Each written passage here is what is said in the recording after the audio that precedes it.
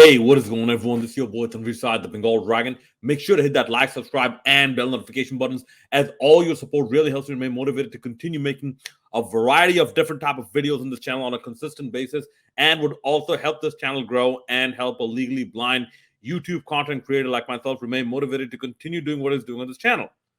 Right. So the first T20 just ended a few hours ago, and I sort of expected this. In fact, I kind of predicted this as well, that Bangladesh are going to lose, because I mentioned this in, I believe, the squad announcement video or something like that, that Zimbabwe have the momentum on their side.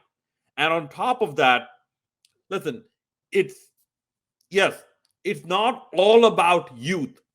It is a little bit about experience as well. Because if you notice the people who performed for Zimbabwe, it's Sean Williams, who got a 50 or something like that, and Sikandar Raza, who also got a half century, like in quick time.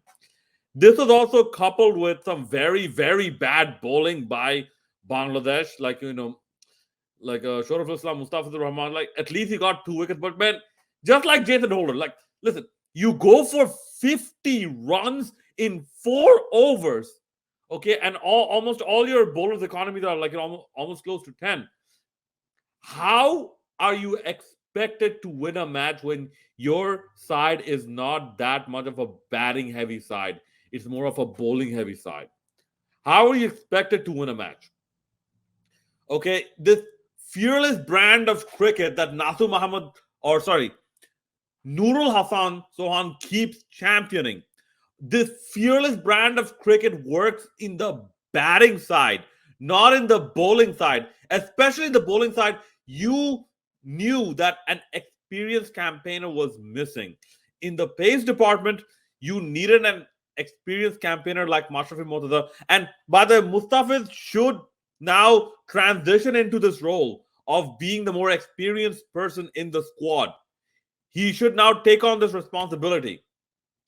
Okay, like when things are not going that well, oftentimes you see in cricket an experienced person goes and talks to a relatively inexperienced person.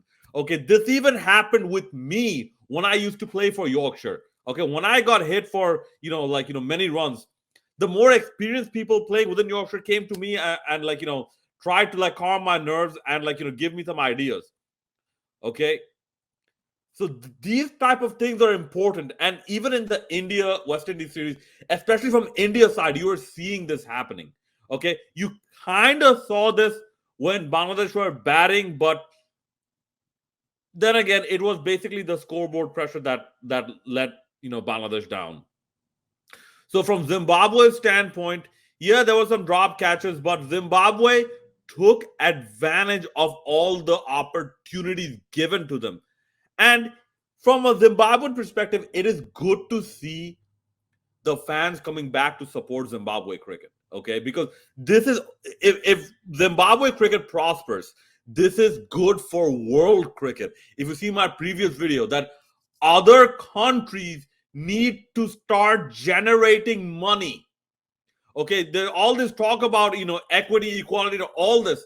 Okay, they have to pull their weight in terms of finances as well, to a bit more of an equal level, a bit more of an equitable playing field, if they have to have some type of influence. Otherwise, the best they can do is get promoted to a position where they'll be good enough to listen to someone else's orders on how to run cricket, and they just have to comply. Okay, so Zimbabwe ended up with 205, and Bangladesh, at that time, you knew Bangladesh are not gonna win. I believe only one time Bangladesh actually chased down 200, and guess who was the architect of that chase? Mahmudullah, who's not in the squad. Okay, so this fearless cricket, yes, it will take some time, and this is why now I believe some of the selectors or whatnot said that they are okay with a 3-0 loss by Bangladesh to Zimbabwe. Stick by your guns. Stick by your guns. Okay, don't just have this like a one experiment match and then go back to a formula that doesn't work. Okay, Bangladesh, yeah, they tried with Munim Shahryar. Maybe like he's not ready for T20 yet. Maybe next match, that's gonna take place in a few hours as well. I believe like just over 12 hours. Maybe Parvez Hossein Imon can open instead of Munim Shahryar. Okay, Animal Haq, give him another chance. He was at least trying because Munim Shahryar just got out. Animal Haq came in. Like, what do you expect him to do? And Animal Haq came in performing in ODIs where they don't have this type of scoreboard pressure or less of a scoreboard pressure. Okay. Based on this, if you're playing him in T20s and based on these T20s, if you drop him for ODIs, then it makes absolutely no sense. Okay. That's like if you take a football player, okay, or soccer player who performs on five-a-side AstroTurf football, and then you have him play for your national team, like, and then you're complaining why he's not performing in the national team because he performed in five-a-side AstroTurf football. How are you expecting him to perform in a different format of the game? But still, for what it's worth, he did 26 off 27.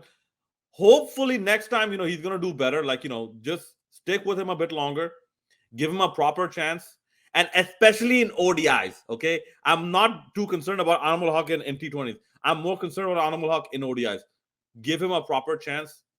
Litton Das tried. Yes, you're gonna get those edges that get you boundaries, the inside edges, outside edges that beat the keeper, beat the slip, go over third man. You're gonna get those in T20 cricket. This is T20 cricket.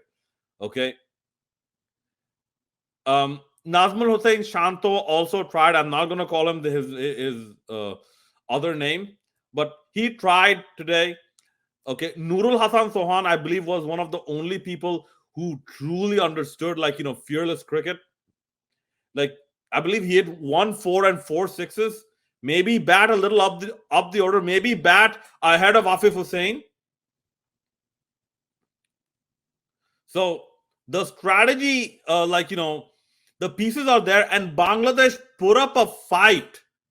Okay, so that's why I titled this Baby Steps. The first baby step is put up a fight. The next step is perhaps win. But yeah, there is progress. Okay, Bangladesh, I believe, lost just by 17 runs, chasing 205. That is not a bad effort because Bangladesh usually doesn't score that high. So if Bangladesh can make it a habit of scoring this high and clean up their bowling, please clean up their bowling. Tafkin Ahmed, listen, my man, okay, you're a beast, but just because Alan Donald said that you just bowl fast, you're going to go for a lot of runs, but you're going to get wickets as well. Listen, you first have to get the wickets. If you only bowl fast and don't get wickets and go for a lot of runs, you are a liability. Then no matter how much you emulate Malcolm Marshall, it's not going to work. Okay? So Tafkin Ahmed, just work on it. All the pace bowlers, work on your skill, please. Okay, because this hurts your brand as well, especially Mustafizur Rahman. Like, have you noticed all these T20s? Mustafizur Rahman is not getting called anymore because his T20, lackluster performance is now starting to hurt his brand. So yeah, tomorrow's match, please, a bit more disciplined. And I feel that this second T20 is going to be much more closer. It's going to be much more competitive. Who knows? Bangladesh actually might win the second one, which will make the third one even more interesting. That's going to take place on Tuesday. All right, that was my short video about this match. And it's a T20 match. Okay, there's not too much to analyze anyways. But yeah, let me know what you thought about this match in the comment section below. And as always, hit that like, subscribe, and bell notification buttons. It's your boy Tanveer Sai, the Bengal Dragon, signing out. I will see you in the next video.